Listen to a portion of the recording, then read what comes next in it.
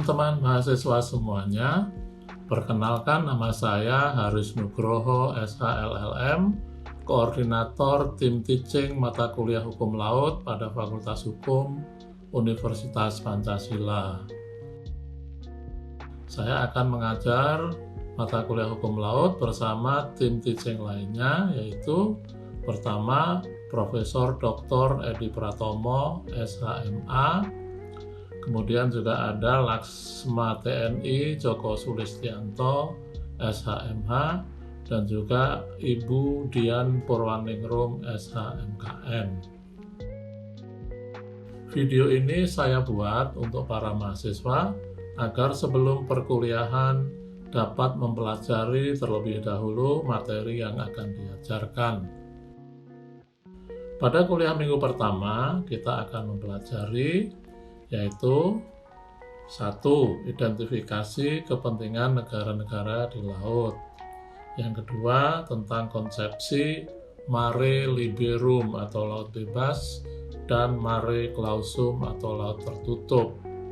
Kemudian yang ketiga, apakah perbedaan antara hukum laut, law of the sea, dan hukum kelautan atau maritime law. Kemudian apa saja kepentingan negara-negara di laut? Banyak sekali kepentingan negara di laut. Pertama, dengan terus bertambahnya penduduk dunia, fungsi laut sebagai sumber kekayaan alam, baik hayati maupun non-hayati, menjadi semakin penting. Yang kedua, perubahan peta politik global akibat munculnya negara-negara yang baru merdeka setelah Perang Dunia Kedua menginginkan adanya perubahan tata hukum laut internasional yang lebih adil.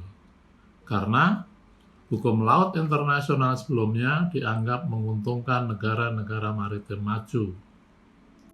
Yang ketiga, kemajuan teknologi memungkinkan pemanfaatan kekayaan laut yang sebelumnya tidak terjangkau oleh manusia, seperti kawasan dasar laut dalam atau deep seabed, dan juga adanya kekayaan keanekaragaman hayati di laut di luar yurisdiksi negara-negara pantai atau areas beyond national jurisdiction.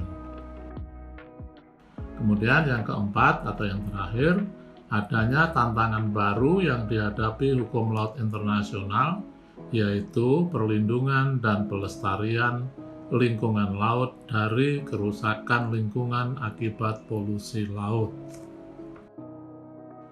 Kemudian apa perbedaan pengertian antara hukum laut internasional dengan pengertian hukum kelautan?